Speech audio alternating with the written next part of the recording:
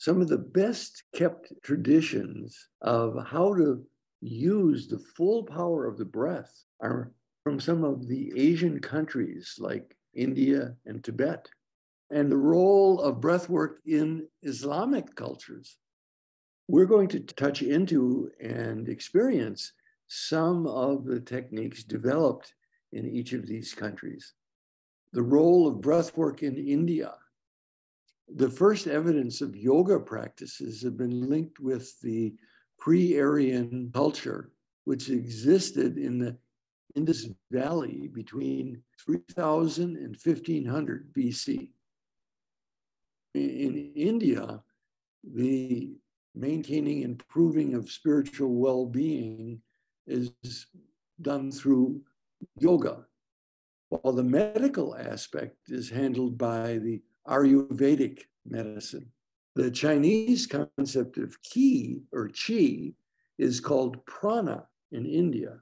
A person who learns to control prana learns to control both the physical and mental aspects of total energy, both in the universe and in their own body and mind.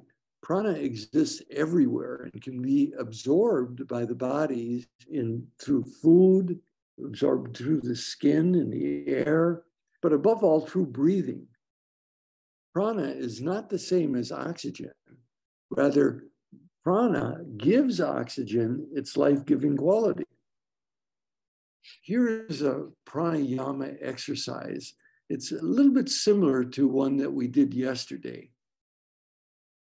What we're doing during this exercise is we're choosing a positive thought. Whatever positive thought comes to you right now, you choose the positive thought and you maintain it while you're doing this exercise. I'll have you stand with your feet slightly apart and parallel to one another. Your hands are at your side. Now, as you inhale, bring the palms of your hand together at your chest height, as in prayer. Breathing out, your hands just above the head. Then you inhale again and have the hands go higher. You exhale and have the hands come back above your head. Then you inhale, hands in front of your chest, and then you exhale, your hands at your side. Inhale, hands to the heart. Exhale, hands above the head. Inhale, hands above. Exhale, hands above the head. Inhale, hands to the heart. Exhale, hands to the side. Once again, get your positive thought. Inhale that thought into your heart. Exhale, top of head. Inhale, above head. Exhale, top of head. Inhale, heart. Exhale, hands to the side. So do it once more on your own.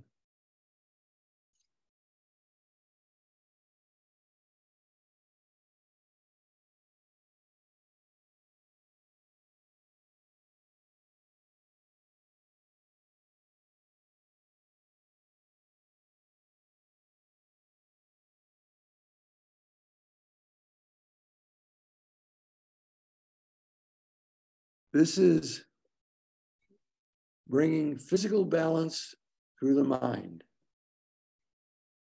In Tibet, breathing exercises were developed again for healing and spiritual development, but they were also developed to deal with the climate in the mountains. I would often do a enlightenment intensive in the winter in Wisconsin, where I live, where it's very cold and snowy. And we would use Tibetan breathing exercises outside in the morning in the freezing weather, which would keep us warm. An example of this, and I'm not asking everyone to do this right now, but just to give you an idea that's very forceful.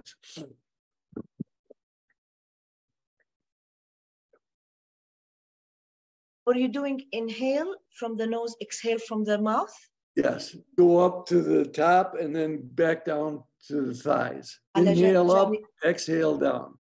It's got other instructions to it about how to hold your feet and your body. So don't take that as the exercise. Okay. We're not going to go into detail in all these exercises, but you can experiment on your own. That's the one thing that's beautiful about breath, is that you get to play and experiment on your own. Okay. Now I want to do one last exercise before we take the prayer break. And this is very applicable. This is the role of breathwork in Islamic cultures. So dhikr is a form of Islamic breathing exercise performed mainly by the Sufis, the Islamic mystics. It has many similarities with yoga. The breathing exercises are often performed together with a mantra, that is a word or a phrase with a spiritually uplifting meaning. The best known breathing exercises are probably the whirling dances of the dervishes, the Islamic monks. In both Sufism and the Hebrew tradition, Kabbalah, there's a connection between breathing and ruh, or rauh in Hebrew, which refers to the spiritual soul. And ruh is actually breath and spirit are the same word. Rumi is in the West, one of the most well-known Sufis. He spoke highly of the practice of deep conscious breathing. So as with everything else in Sufism, the emphasis is about remembering Allah. So in the Sufi breathing practices, one attempts to remain in Allah's presence with every breath. Here is one of the Sufi breathing techniques. I will just read it through first, and then we'll do it. So there are 5 different steps here. First step, you're going to close your eyes and breathe normally. The second step, you concentrate on the spiritual heart while thinking about God and feeling God's light in your heart. The third step is that as you inhale, you mentally repeat Allah and feel that God's lights are being sucked into your heart. As you exhale, you mentally repeat Hu, and feel the light of Hu is powerfully striking your heart. It's important to think that the lights of Hu are striking your heart with all their might. Think of them as cannon shells hitting your heart or big bolts of lightning. Gradually increase your breathing rate to 3 to 4 times your normal speed while keeping the same visualization and mantra. And these are rapid breaths, but the inhalation should be longer than the exhalation. The exhalation is short and forceful. Very simply, you're inhaling and repeating Allah, bringing God's light into your heart. And as you're exhaling, you're repeating Hu, which is like a cannonball just bursting your heart open. Allah, Hu, Allah, Hu, Allah, Hu, Allah, Hu. This is done silently, but I think it can also be done out loud. So you're inhaling silently, Allah, and exhaling. You can either do it out loud or do it silently. But you increase the rate until you're breathing faster. Allah, Hu, Allah, Hu, Allah, Hu. And just opening up your heart. Let's just take a few minutes and do this at the same time. We won't do it out loud. We'll do it at the same time. But take a few minutes and practice that Allahu exercise, okay? You're sitting down and you're doing it either through your nose or through your mouth, whatever works best for you. Let's take the next 3 minutes and do this exercise. And remember to keep speeding it up.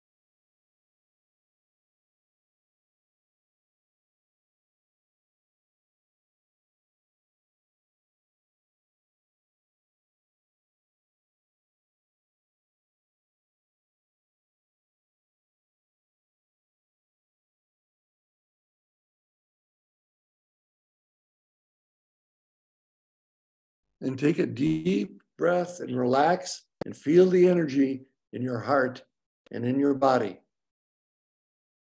Invite Allah to be in your heart with every breath you take from here on. Morning, dawn, and dusk are very important times for the human psyche and very nurturing times. So that the more you can be present at those times, and your culture is very wise in having prayer at those times.